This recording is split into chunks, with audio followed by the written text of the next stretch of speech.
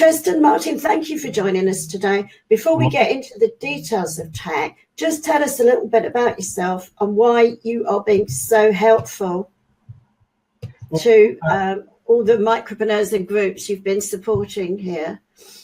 My background is I've set up a company in 2002, so I've been running for 15 years. It's always been on the side until last April when I started pushing full time. For the past 10 years before that, I was a secondary school teacher of ICT and computer science. Big passion of mine was always the safety, making sure people were kept safe online. So which actually is part of the cyber security, which is what GDPR is really about. It's about sort of keeping people's data safe. As sort of the core behind it. And so for me, one of my big passions is dealing with the smaller businesses, because they're the ones that are a bit all on their own, because they're one person, or there might be about 3 or 4 people in the organization. They need that sort of advice on how to go forward, and they need it in a non-scaremongering manner. They need it in a sensible manner, that it's not overhyped, that it's not over expensive for people, when actually they're probably already towards the 80% compliance already. It's just getting the little dotting the I's, crossing the T's in essence. Absolutely. And yet we're seeing a lot of very anxious people. So I want to dig down into some of the questions that people in the groups have asked, because I've never seen more people more anxious or more confused than they are about how to secure devices. So I just want to say, the general data protection regulations are still in draft. We are working on guidance. There isn't anything that says you must secure your data exactly this way as opposed to exactly that way. The whole thing is about designing a secure system, isn't it? So you won't find anything that goes, you must use BitLocker, you must never use BitLocker. It's not that detailed. This is part of the hype with it there. It says there, it's one of the bad terms. It says around that you should use state-of-the-art technology to secure the data. So some people can go, well, you should be using top-of-the-range encryption. And that's not the case. They had to use the word state-of-the-art because GDPR's replacing Data Protection Act. That's 20 years old. We didn't have iPhones, we didn't have smartphones, we didn't carry all this data, there wasn't the cloud being used. So they want to future-proof this, because if realistically, smartphones, fiber internet, it's around 10 years old. So in the last 10 years, we've massively increased what we can do, what we can carry. So by using terms like state-of-the-art, it means what is the current standard? What is the current? So it keeps it up to date. Even now, you've used some jargon, which is quite likely to confuse people, Tristan, because you sit there with your tech head on, really, and I sit here with my law head on, but most people who are joining us now are not sitting here with a tech head on or a law head on. So here are some of the questions you've already had, right? Yep. If I've just put a password on my laptop, have I secured it? No. What's this thing about encryption, and what's the difference between a password and encryption? So a password on your laptop. So the first thing when you get your new laptop is you give it your username and you give it your password. The password is to stop people getting into your account to use it as you. On the most part, for the way a lot of people set it up, it takes about 5 minutes to get access to all the data, because it's Windows that controls whether someone can see the data on the hard drive. Otherwise, it's wide open. So if I use... Can I just back you up the tree there? Because you're saying something that really shocked me, and I just want to repeat it for our group, right? You could get into my laptop within 5 minutes if it was only password protected. Now, is that just super clever techies who know what they're doing? It's a piece of standard software that your hard drive holds the data on it. Whichever Windows you're using to run is the administrator of the hardware inside it.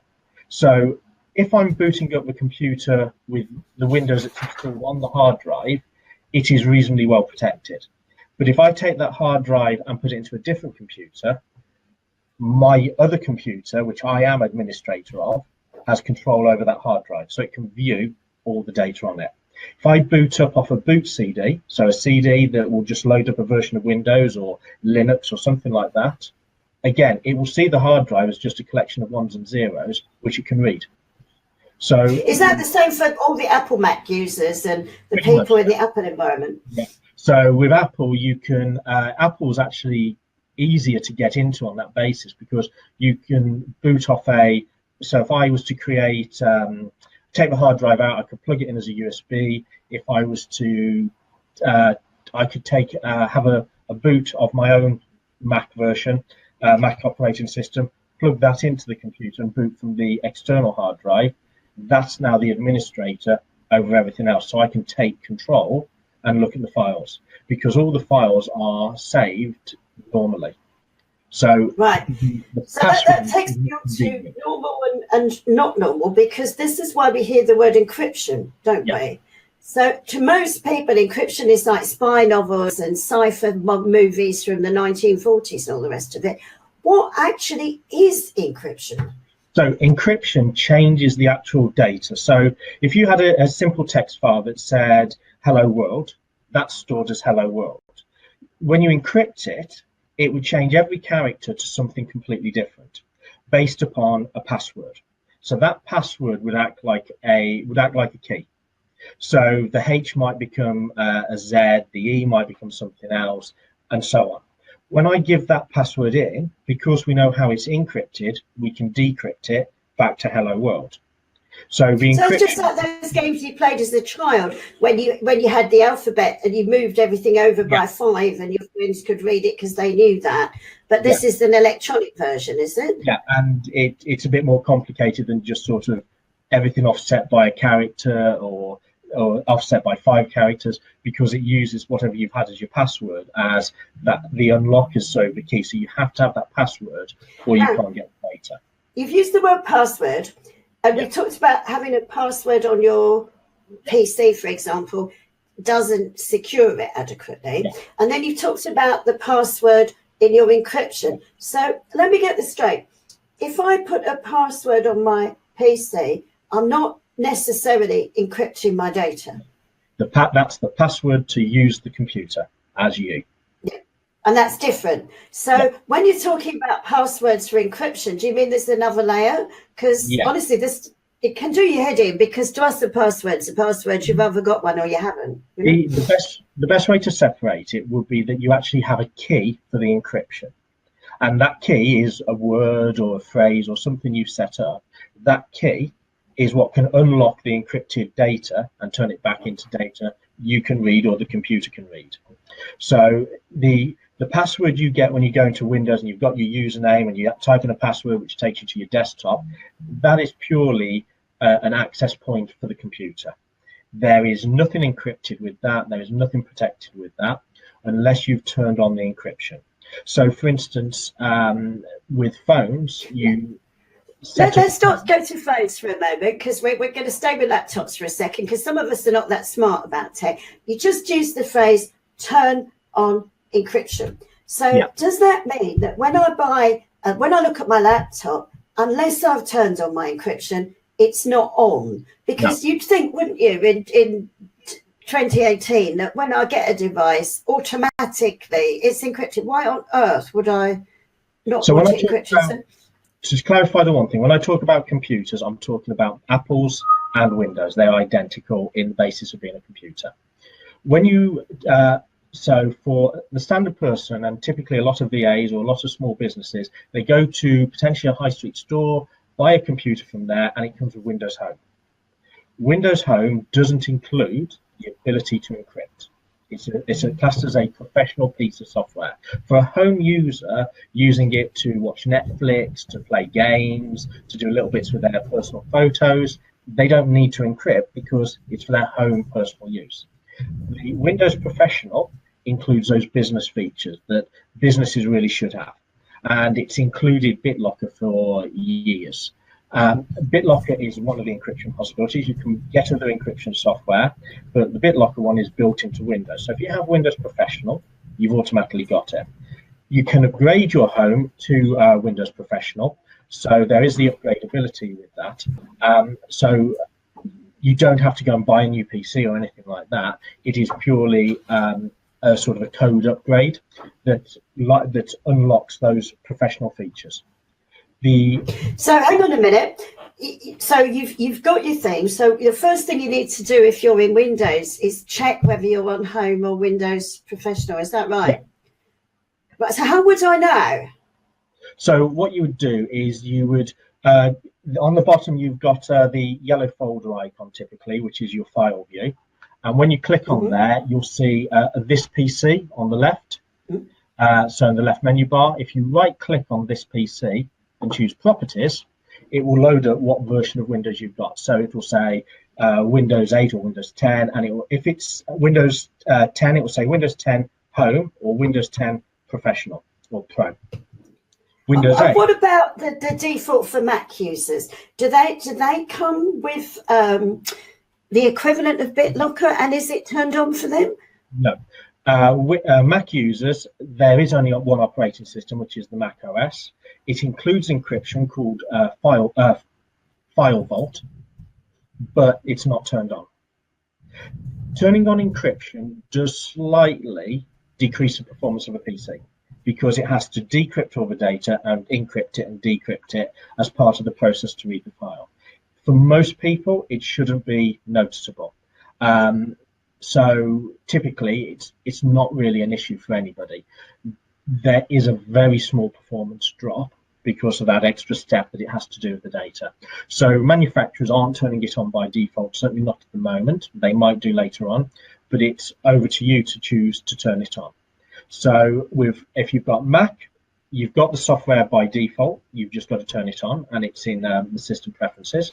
If you're on Windows, because there's two flavors, there's Home or there's Professional, you only get the encryption software with the Professional, not with the Home.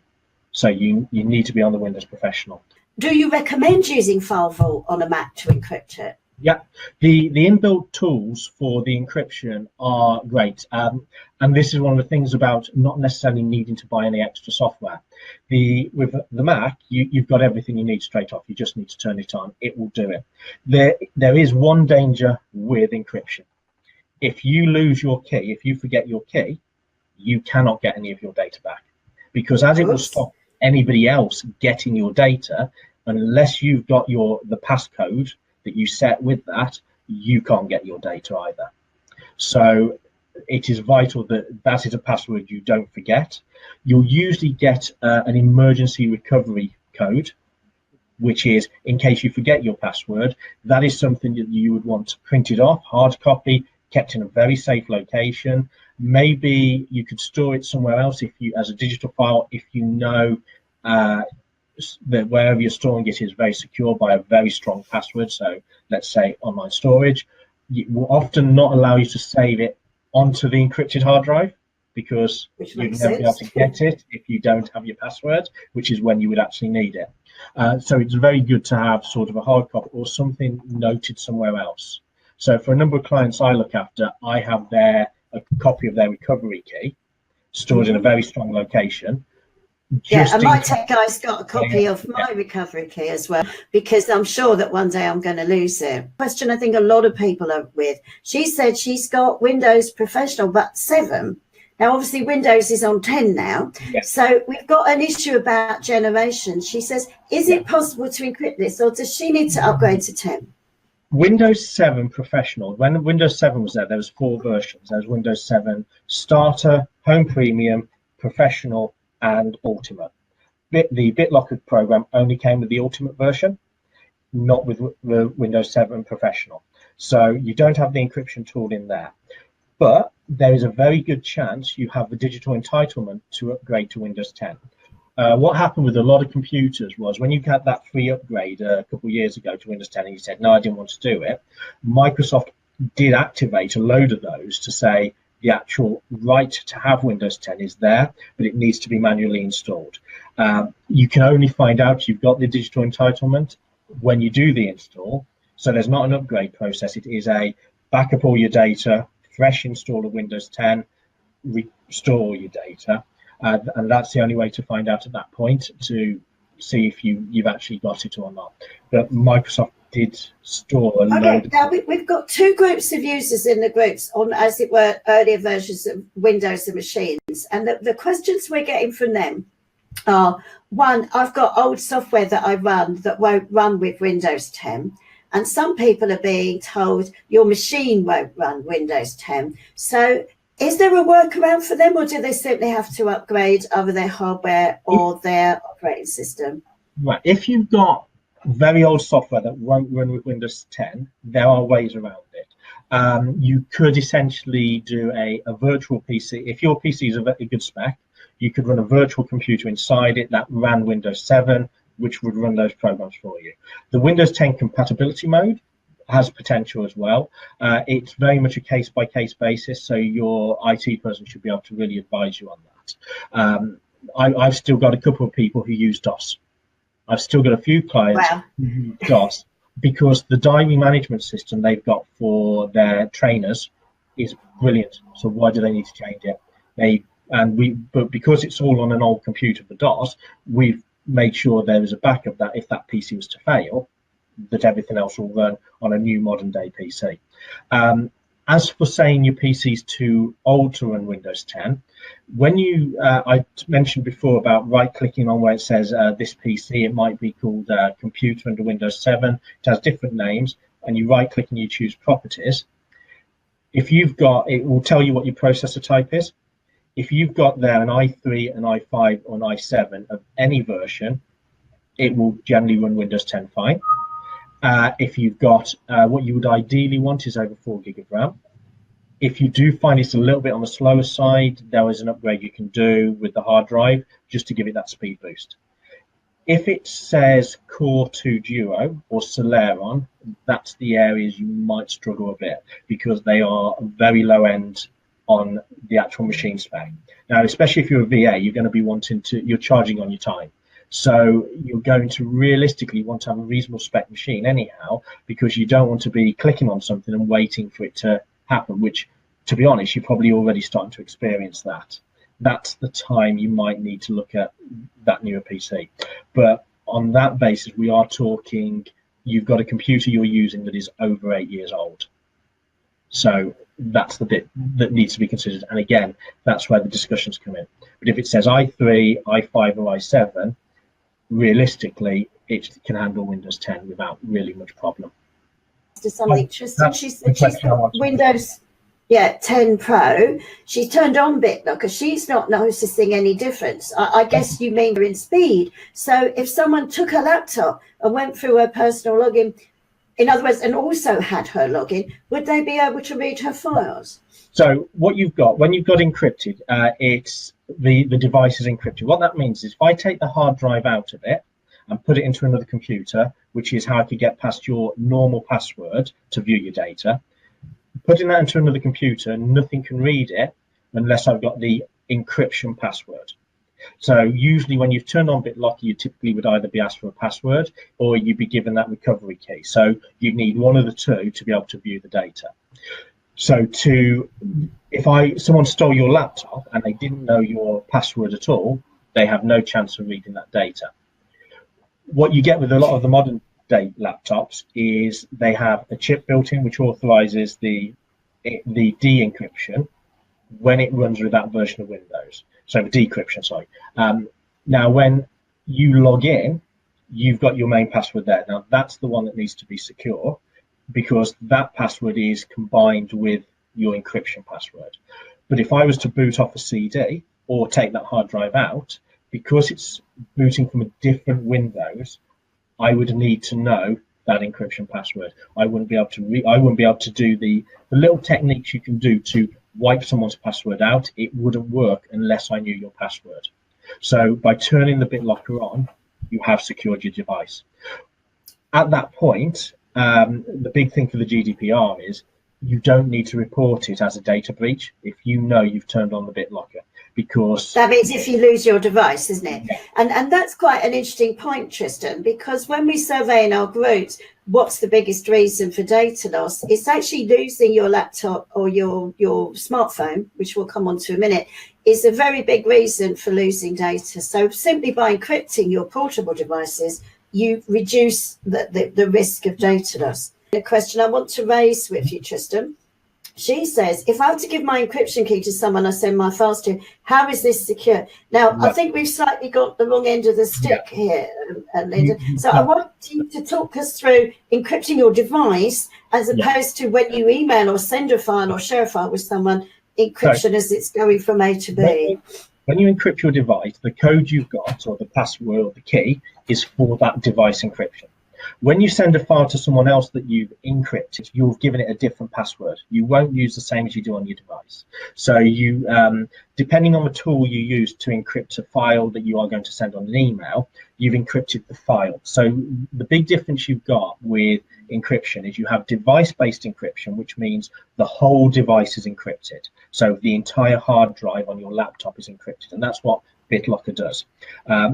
You've then got encryption for files, which is where you encrypt a file on a one file basis or a folder basis, and you send that to someone else.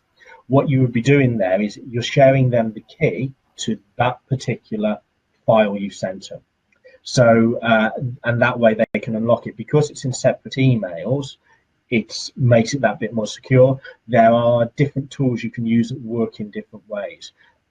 Obviously, so before we get on to tools, we're getting some feedback from the group, Tristan, saying in the beginning, didn't you say it was easy to enter through a computer password? So we're still getting people confused about a password on the computer and encryption keys. Can you just clarify, if I've got my laptop here and you get on it right now and you don't have the password for my computer, you can't view my data, is that right? If it's encrypted? If it's encrypted, I can't get in to view your data. I can't get in to view any of the data on that hard drive.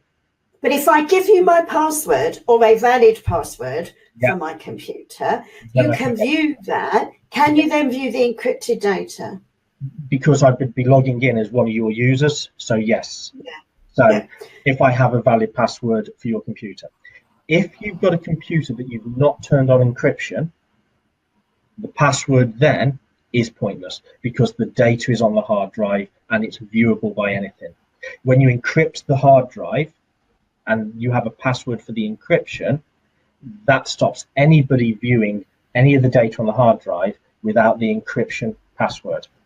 If you now, to be clear, because this word password is just doing everyone's head in, I think. When I log into my laptop, right, I only use one password.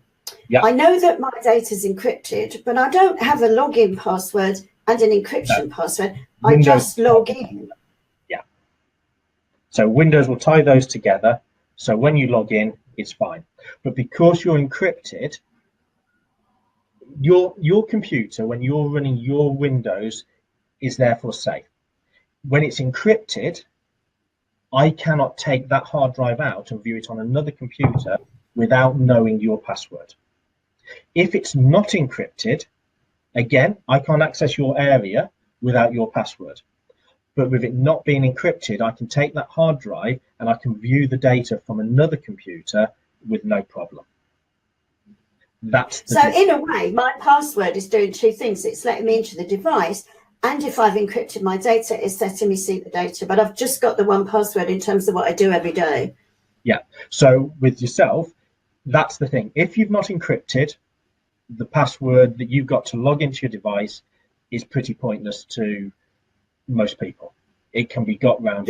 So the same is true on Macs, isn't it? Because Judy's saying earlier when you told us you could access my Mac laptop in 5 minutes, does that mean you'd have my laptop password and therefore bypass my firewall? But we're talking about being able to get on your hard drive if you've not encrypted it. If you have encrypted it, this is all about me taking your computer. I have to have your computer in my physical hands. This isn't about hacking through the internet. This isn't about remote access or anything like that. This is about me. You've left your laptop on the back seat of your car. I've grabbed it and walked off. Or dropped it on the train. That seems to be the next biggest thing people do. Left the laptop on the train. This is so the pure thing is about the physical access. If I've got your physical hard drive and it's not encrypted, I can read it. I can't see what your password is. I can reset it for the device. I can't see it, but I can view all the data. If it's encrypted, if I don't know your password, I can't view any of the data. So that's So from this, the message is don't share your computer login passwords with other people, isn't it?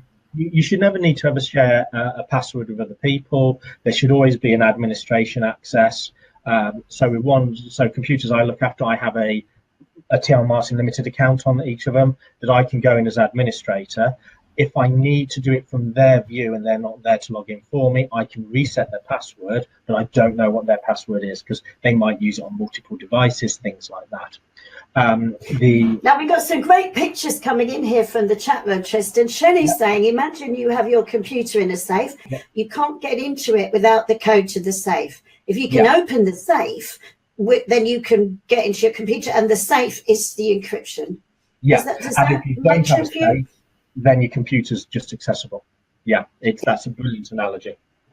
Yeah, she's very good at pictures for us, Shelley. That's why I thought I'd bring that one up for you. So basically, encryption is securing your mobile devices. And once you've done it, and I'm talking about laptops now, we're going to get onto phones in a minute because that's even worse, isn't it?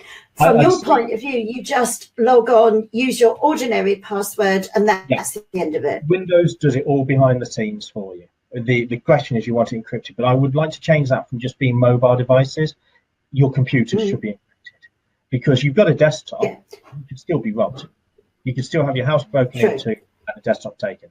And so it's not. What about backups? People are using backup drives, all sorts of things. We have things, don't we, that we put data on, electronic devices. What about those? The big risk is if you are, and there is free software out there for you to do backups with. There is free commercial software. So one I do recommend is called Macri and Reflect. That's a great way to do a backup to another. Could you say that again, and I'll spell it and put it in the group? It's Macrium, so MACRIUM, Reflect, REFLECT. Thank you. A very good piece of software. It has a free commercial license, so for a one-off computer, typically for people just got the one computer, it's a great tool. What that will do is it will create an image of your hard drive to your external hard drive, but you can password protect that image. So what you're doing there is it is like encryption because you can't just view the data normally unless you've got the password. So you are getting a protection. If you are doing where you're just copying your documents folder, your desktop folder, and dragging and dropping them onto a hard drive as a copy, then you will run into problems with trying to restore if something really goes wrong, because you'll have no what's called version control. But you'll also then, unless you encrypt that hard drive, and you can do that with BitLocker, that data is fully viewable. So I'd always recommend using some kind of backup tool. The online backup tools, again, are quite good because you need a username and a password to view the data. And of course, that's in a different location as well. So there's a number of things, and it's about, I don't prescribe one size fits all for anybody. Even when I've dealt with, say, several VAs, I don't say that every single one of them should work the same. It's about how they want to work. So that's part of what you should have as a discussion with someone you're dealing with your IT about how you want to work and what's going to keep you secure in your methods. So, but your backup, realistically, I would always use a tool to do the backup for you. Even some of the free ones are fine, but you need to password protect the backup to make sure that people can't get access to it if they steal your external hard drive. Now, we've got a subgroup of people, and I think this is particularly true of VAs who work on Macs, but they have a kind of zone that they use for Windows 10 because they work with people like me who are in Windows. Yep. And Sandra is saying she's got a Mac, but a hard drive split with Boot Camp for Windows 10. Is it right in saying she needs to encrypt both as separate entities? There's two sides, there's two parts to this. Number one, if it has what's called two partitions, and if you've done it that particular way, you'll have heard that term, partitions, then yes, because both of them, you've got one hard drive and you've got both completely separate standalone areas, one for the Mac operating system, one for the Windows. So you would need to encrypt on both sides because the file vault in Mac will just encrypt the partition. So a partition is if you take one hard drive, you've split it in two. One section is accessible by one software, the other section is accessible by the other software. Right. So each one has to be done in the right software. And If this is you're probably a dim question because tech's not really my strong point. But if I've encrypted the data on my hard drive, is the data on my backup automatically encrypted when I back up the encrypted data, or do I have to encrypt it again? the data is only encrypted on the hard drive, and if you've done it on the hard drive, it's only encrypted there until it's unencrypted, which is why you can still use cloud synchronization tools like OneDrive, because the data isn't uploaded encrypted, because you're inside Windows. Once you're inside Windows, everything's been encrypted for you to use, but you've got to get to that stage first. So do I So, need to encrypt my backup rather than just back up my encrypted drive? so I know this when, is a bit so laboured, when you but do my your backup, you'll often have an option which will say either to password protect it or encrypt it, and which will also have a password. So that when you do your backup, you generally need to make sure one of those is selected. So the password protect, there's no law under GDPR that says you have to encrypt your device. It says that you have to report a data breach if a device is stolen which is not encrypted. So I would recommend, if you use a backup tool, you look at that backup tool for using the word, say, encrypt my backup, and it will do that for you as part of the password. If it and just Macri and Reflect does that, does it? The one that you I recommend? believe so, even in the free one. The paid for one's not that much more, but the free one, you'll see all the tools on there. It's a good one to start with. But again, you've also got the point that if you are having that hard drive, and I think someone's also mentioned that they've got the backup USB keys that's in a locked safe. Well, if you're doing it to a backup hard drive and you're locking that away in the safe, there's very little chance of it ever being stolen. So a normal password on the backup will keep that a bit safer. Even if you don't go to the encrypting of your backup. Those things that have to be, you have to work out what is the likelihood of the risk. I think I heard it best with the front door. There is no lock that is not able to be. Sorry, there's no lock that can't be broken into. It's just about how long it takes to get broken into it. And it's the same with sort of passwords and things like that. So what they're trying to do is they want you to take reasonable, and that's the key word, reasonable protection of people's data. If you've just left it wide open and you don't have any sort of protection whatsoever, you're not taking any kind of care or consideration about the customers, the client's data that you're holding. And it's about raising that awareness to make sure people are sort of giving that due diligence to protect what they're using or how they're storing that data. And that's the big focus behind it. Natalie, you're saying you're beginning to take the words encryption. As much as you loathe the letters GDPR, Natalie, I'm worried about you with encryption. While we've got Tristan live online, let's see if we can sort this out. Can I one suggestion with encryption wise? Don't necessarily hate the word. It's treat it as something that's part of it. If you're I stood up doing a talk for GDPR for a networking group, and I stood there in front of them as I started to look through it, and I said, okay, I've got two IT people in front of you. One of them does IT for home and small businesses, and one of them does IT for small businesses. Which one do you want to use? And every single one of them said, I want to use the IT who does small businesses, because they had an impression that if the IT person did home and small businesses, they're going to be less secure. They're going to bring home technology into a business.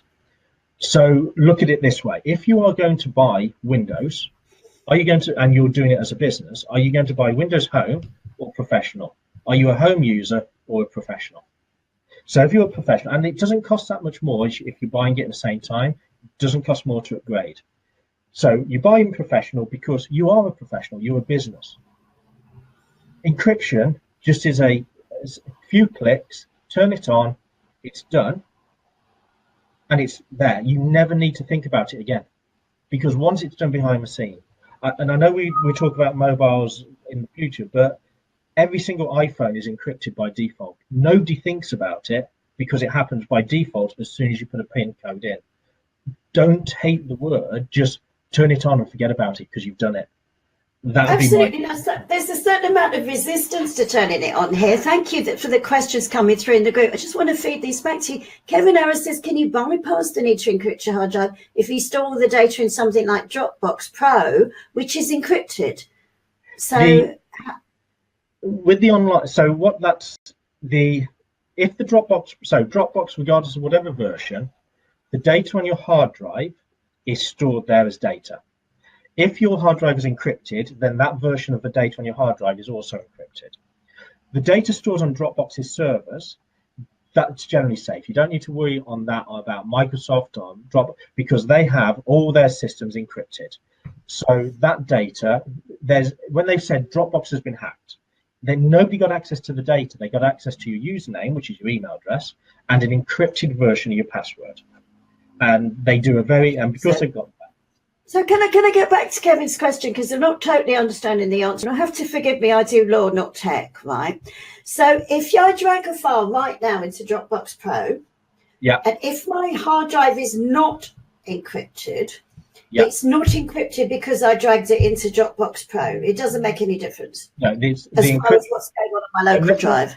Unless there's an additional tool in Dropbox Pro that says it locally encrypts, but then you would have to be entering a password every time you log into your computer to decrypt it.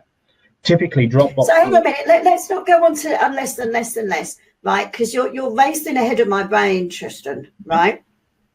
If I've got an unencrypted file on my drive right now, and I drag it into Dropbox Pro right now, if I hadn't encrypted my hard drive and you take my hard drive out, you can see that data. So just dragging it into Dropbox Pro isn't the answer. I've still got to encrypt my drive. Yes. Is that what you're saying? Yeah. What you get when you use Dropbox, and I talk about the encryption there, is the data sent between your computer and their server is encrypted, because when you send data from your computer, it goes out of your house, it goes to your internet provider, it goes through 10 PCs there, it goes through several other computers throughout the internet to end up at the destination. So you encrypt that, so nobody on the computer in between can view it. So Dropbox Pro is not a substitute for desktop encryption. And people are asking this about OneDrive as well. We've got a very clever question from Tosca. Thank you very much. If my client's data is on OneDrive for Business and is encrypted, do I need to encrypt the PC laptop too? Tosca, I'm not quite sure whether you mean yours because you're viewing it, or whether you mean theirs. But could you take it either way, Tristan? So in other words, the data stored at Microsoft is encrypted. Let's say I've got the client sharing data. So the client's got their computer encrypted. They share it with you. The OneDrive tool downloads the file to your computer. At that moment, it's on your computer. Now, if your computer isn't encrypted, the data's just sat on the drive because the OneDrive will have decrypted it as it puts it onto your computer, because that's how you can view it. If it was encrypted, you would need to be entering passwords every single time you went to view that data. So it exists. So if you are sharing data with someone else, you need to make sure that if they're synchronizing, their computers are encrypted. So if they've got a copy of that data on their computers, their computer should be encrypted. So now Kevin, who does know his onions, he's quite a smart tech person, is saying to me, for Dropbox Pro, I believe it does encrypt when it's transferred. Now, I think this might be the difference between encrypting your device and encrypting what's being transmitted. Could you clarify that for me in words of one syllable? Make my little brain catch up with you. So I put a file in Dropbox on my computer. That is not encrypted because I haven't turned on encryption. Dropbox encrypts that file as it sends it through the internet. So if anybody at BT is trying to look at my data, they can't. It will go throughout the world to get to Dropbox's computer. And at Dropbox's computer, it stays encrypted. So the file on my computer is not encrypted, but as soon as it started to be transferred, the copy that's being transferred is encrypted. And that's what Dropbox Pro does automatically. And the majority of them do. And the same with OneDrive. But the copy on your computer is not encrypted. So if I have your physical hard drive, I can view it. So that's where we use BitLocker, because it encrypts the physical hard drive. The Mac equivalent. Mac is a file vault, BitLocker for Windows. So that's the bit you've got there. I just the one question that, just to go back where people were saying about running Windows and Mac at the same time. If you're running Windows within the Mac, so it's Windows is a window inside your Mac operating system. So you load up Mac and then you run Windows inside it. Everything inside that is encrypted if you turn on File Vault. So that's the two parts you need to think of. What Justin is saying is the local version of your computer is not encrypted unless you actually encrypt it, whereas Dropbox in the cloud is encrypted, which is what happens when you put your stuff in an encrypted and that's why people can't generally hack your data unless they know your username and password for what's stored at Dropbox's computer, at Microsoft's computer, at Google's computer. They need your email address and your password to get access to that. I'm asking about external hard drives. We dealt with that earlier.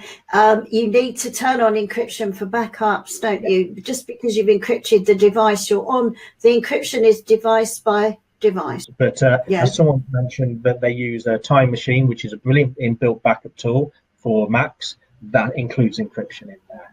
So but do you need to turn it on, or do you just back up in Time Machine? You'd need to turn on your File Vault, which would encrypt. But then as part of when you're turning on your Time Machine, part of the setup as it will guide you through, you'll need to tick to say encrypt my backups typically. Most of this stuff all there, and it's you look out for the word to say encrypt it. The reason it will always give you the option to encrypt is because if you forget whatever you've set as your decryption key, that password for the encryption, if you forget that and you don't have the recovery, you've lost your data. You cannot get it back because that's why it's set that no one else can get it. You can't get it without that. So that's the danger, which is why they don't tend to turn them on by default. Can I ask you one more thing on devices? Because I see we're not going to get to phones today, Tristan. We're going to have you back to talk about phones. Somebody asked earlier on, do I need to back up my data before I encrypt it? And obviously that backup would be ideally encrypted when it was being encrypted, but is it a good idea before you turn on these things to do a backup? What's your suggestion? Like Murphy's Law. I had to think there. Two names. Murphy's Law. What can go wrong will go wrong. So yes, if you I would always do a backup of a computer before I do something that's a major change, because you run the risk that, let's say you're doing a desktop, you're doing the BitLocker and there's a power cut. So it's halfway through the encryption of the drive. Windows can sometimes be good at recovery, but it could be at a wrong moment. It could be all sorts of things. It has little Alzheimer's moments, doesn't it, when it seems to forget where it is. And so I would always do a backup, but you should be doing that as part of your process already now to have the backup of the data. But the way I'd look at it is two separate things. But it's not just the data, is it? If you start mucking about with the drive, do you want a full backup, a kind of mirror? So the backups I tend to recommend, online is always file-based, so you make sure you choose the correct files. The big thing for backup that you should be able to answer this question. I want to restore the data in this folder, whichever folder you're pointing at, as it was on, let's say, for example, the 20th of March, 2018. If your service doesn't allow you to choose a specific date to restore a specific folder, it's not a proper backup. You should always be able to choose a date, which is why your Dropbox, OneDrive, things like that are not backups. They have backup properties, but they're not backups. Yeah, because I can't roll OneDrive back to the 1st of March today. I can go back to previous versions, but I can't do it all, can I? Yeah, and that's the point. You should be able to do it to a file, to a folder, as well as a file, but a folder, and say, I want that as it was on a particular date. Then you know you've got a backup. When you do your backups, I would always treat a backup as saying, right, the backup has its own encryption with maybe a separate password to what you use on your computer, and turn on the encryption in the backup tool. So whatever software you're using, if you're looking to pay for one, a very good one is Acronis as a tool, which is called Acronis True Image. It's not overly expensive. It's around 40-50 quid. It will give you the option that you tick the box, you put a password in, and it will encrypt the file it makes, but it will also do all the management of the backup. So for instance, if you were to try and back up your entire hard drive in full every single time you do it, you're going to run out of space very quickly because you want several versions of your data. What you tend to have is your backup software should do what's called a differential or an intake. So backup's what's changed, Yeah, basically. and backup what has changed since the full version, and then every so often do a full version. But again, a full backup. Yeah, so that's like another thing in its own right, isn't it? Yeah. But sticking with the what to do before you encrypt your drive if it's not already encrypted, you obviously need to check what version of things you're on. Yeah. Is there anything when you're checking your device properties, age, software, hardware, that should make you go, no, I don't want to attempt this? Because some people have said they've got S labels or whatever that means they can't encrypt their drive. What are warning signals to go, no, get a techie? If you're unsure, I'd say get a techie. The general, the whole concept of outsourcing, especially for VAs, you do your business because people outsource to you. Don't be afraid to outsource back. If you're unsure, go and talk to someone. They should be able to give you a quote in advance. It should never be something of, yeah, I'll do that and I'll tell you how much it's going to cost later. It can be, people can do it remotely for you. People can give you the quotes up front about how much it's going to cost to do that. And at that point, they could give you the information about whether your computer can handle it or not. Speak to a couple of people for quotes. And then that way you sort of get the comparison between the two. Get recommendations of people that you work with. Maybe some of your clients have very good, trustworthy IT people that they could actually recommend to you. So I do, but they're all big corporate IT people, so they won't even talk to me for under £2,000. So that's why it's a bit of a problem, because we don't all have those kind of budgets. Yeah, there are a lot of sort of the smaller business IT like myself out there. So what you generally want, that recommendation, is someone who knows small business IT. Yeah. And it's and when you're looking at it, they'll be able to give you that advice if you're unsure. Generally, if you're now moving on, and I'm sorry about this, Tristan, but we've all run out of time, and that's a couple of points I want to cover, right? Before you start encrypting your drive, from personal experience, I just want to share a tip. Do not do this if you've got a major piece of work to deliver within the next couple of hours, because depending on the size of your drive, how much data you've got on it already. Mine took all night, and I was really pleased I set it off on a Friday night. And how long do they typically take, Tristan? It varies completely about the spec of the PC, the hard drive, how much data is encrypted. I would always go for the full hard drive to be encrypted. There is a shorter version that it will only encrypt. So that could take anything from a couple of hours to overnight, couldn't it? It's not a 10-minute job. No, I would literally do something like this on a case of, you set to finish your work. Friday night's a perfect example, especially if you're not working on a Saturday. At say 6 o'clock on Friday, right, I've finished. I'll now start I've got my backup. I've now done my backup. I'll now start the encryption and just let it go to finish. Generally speaking, overnight it should have finished by the time you got up in the morning. But if you give yourself that bit of leeway, definitely never do it at the point where you know you've got some big projects coming up, because again, it's Murphy's Law. What can go wrong will go wrong. So there could be a problem with the computer when it tries to do it, or a problem with Windows. That's why you do your backup first anyhow. Absolutely. So backup first, and don't do it when I want to try to do it nine. No. Can I talk to you just about cost while we're in the last 2 minutes of our webinar? Yeah. Jacqueline's saying she had to pay 120 quid to upgrade her Windows, and Ramon's saying he found a site that did it for a lot less.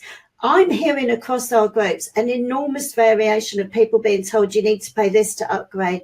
What is your advice about upgrading your Windows operating system? Right, with Windows, you to upgrade for Windows from home to professional, there's a few different routes to do it, because you can get special offers on the license keys. Ramon got 29 quid, Jacqueline got 120 quid. That's the big difference, isn't it? It is. If you go direct through Microsoft Store, which is where you typically do the upgrade, then you pay RRP. And Microsoft just set it, I think it's around the 99 quid mark, 120 quid mark. Because there is a more of a battle with the EU about the resale of license keys to do with decommissioned computers that never made it because they were faulty on the beginning. And EU law said they were able to be resold. Microsoft didn't like it, but EU law said they could be, which is where you get some of the Groupon deals where you are getting, and some of the other license key places where you can get this license key for professional at far less, which you can also use to upgrade to professional. So there are different routes to do the upgrade to professional. It depends what your personal preference is. When you go at the end of the day, it's exactly the same, and it's with the way you can be quite confident about the key is if it wasn't legitimate, everything's activated by Microsoft's server. So if it wasn't legitimate, it would fail Microsoft's activation. So if you brought that license key as a digital key and it fails, then obviously it's not fit for purpose. Therefore, you've got an immediate reclaim for your money back on it. Yeah, so, and normally you'd buy that via a credit card. And I know, because I do credit card processing as a seller, that if you get back to the credit card company people and go, this people sold me something that wasn't what it was supposed to be, it's quite easy to resolve it. So the Microsoft's never going to get into pricing wars, pricing battles. They just have a fixed fee of this is how much we charge. There are lots of other routes out there for various licensing key. The Microsoft one is simplest purely because it's click, click, click and done, whereas the other ones are you have to reactivate with the new license key. It's not difficult, but again, it might be a little bit scary to use. And Mac users, are they okay whatever version they're on? Mac, is there a version of Mac that's no good for this? Or? Yeah, that's and Mac users, there's only one version. It includes File Vault, it includes Time Machine, it includes all the tools. You just need to turn them on and use them. Now, I'm getting questions in the chat room, which I'm sure you'll be pleased to hear about, which is, Tristan, do you do like house calls when you go to South London and help someone set this up? Now, Tristan, we live in a world of virtual tech. How can you help people if they need more help? So what I tend to do is I offer a completely free health check. So with someone, you'd contact me, say through Facebook, email. My email link is going to be put up. What's your email address, Tristan? It's services@tlmartin.ltd.uk. I will put it in the commentaries as well on here, but yeah, so services@tlmartin.ltd.uk. Website is www.tlmartin.ltd.uk. Way I tend to work with clients are it can be done remotely, so it takes probably about 15 minutes as a sort of initial check. With that, I will tell people where their strengths are, where their weaknesses are, and what to watch for. So for instance, the licensing of Microsoft Office, that's often something people get missold. If their encryption's turned on, if they've got a version of Windows or Mac which doesn't. The tool I use is it's a download as a one-off. You run it, you give me a 9-digit code, it allows me access in, you can see everything I do. I'll typically be on the phone with you as we do it. As soon as you click the disconnect button and close the program, it's gone. I don't use anything like TeamViewer, which lingers on your computer. It's a one-off program that's run. As soon as you've finished, it's gone off your computer forever until you run it again if you re-download it. So that's the tool. Now, we're all worried about GDPR at the moment, Tristan. And obviously GDPR is not just about technology, it's about contracting for security. So do you have a contract that says, in the nicest possible way, I won't steal your data or get back in again? Not because I think you will, but GDPR is about making it right, not just hoping it's right, isn't it? So where are you on that? Yeah. So I've got my privacy policy with clients I deal with permanently. To be honest, I haven't actually had anybody come across with a one-off login, so that's certainly something that can be very quickly put together, purely because you're actually in control of that software. The tools I tend to use are ones you're in control of. So that one-off program, once you've disconnected it, I can't get in. The things like TeamViewer tend to install and linger, where you always see it there, and there are different settings that could be set for people to go back in and out with it. But the tool I use just doesn't allow that, so it's not a possibility. As soon as you've closed it, it doesn't even exist on your computer anymore until you re-download it and run it, and that's why it has a code. But I'm a BCS member, so I naturally go by their code of conduct and code of ethics. It's not work. To be honest, what's the PCS? BCS, British Computer Society. Right. Yeah. And is that something people should be looking for when they're looking for technical support? What does that mean? The British Computer Society is just a case where you can be registered as a sort of, it's a professional body that says you are abiding by these sort of rules and regulations. It's a lot of people can be very ethical with it. Again, it's about having someone you can feel comfortable with, and someone you feel that you can trust. It's like anything you have in business. If you have somebody who's going to valet your car, you want to know that they're not going to just trash the upholstery in between. It's all about that know, trust, and like, which is the foundation of networking. So that's where you get your referrals, your recommendations, so you know you've got someone that you can trust. The BCS part just gives a documented code of ethics that I would follow, and any member follows. Obviously, if people complain about you as a professional, then BCS get involved and either kick you off for being a member of there if you weren't to be following those sort of code of conduct. So it's just a sort of an additional statement of saying to people, I abide by this, these sort of rules. So that's the general point there. But again, I think you've got to have someone you feel confident with. Have a conversation. If someone can't be bothered to spend 10-15 minutes at least having a chat with you about what your concerns are, then they don't really deserve your business. So have someone that you can have that good conversation with. I just want to say, Tristan, thank you very much. I'm a lot clearer than I was about the techie part. I don't know that I'm ever going to be expert on the techie part, but that is exactly why we need to outsource. It continuously changes. I'm more than happy for anybody to contact me as messaging wise. I use my Facebook primarily for business. So if you want to send a message through to me, you're welcome to. I've put the email and the web page there, and I'll add the Facebook page in. So please feel free to contact me. I'm more than happy to help people. Right, so I did pin up Tristan's email address as a pinned comment, and I'm just about to unpin that and put up his web page, which looks a lot nicer. Because that's going to be... It's not complete, but it's getting there. I just rather help people. We have a lot of really good website people in this group who could probably sort you out. Perhaps a little bit of counter trades going on here. Absolutely. So I'm just going to try and pin it, and I hope that we're all a bit less confused than we were, and off we jolly well go, hopefully. And thank you so much for your time, Tristan. You're more than welcome. Really appreciate it. Speak to you soon. Bye. Bye.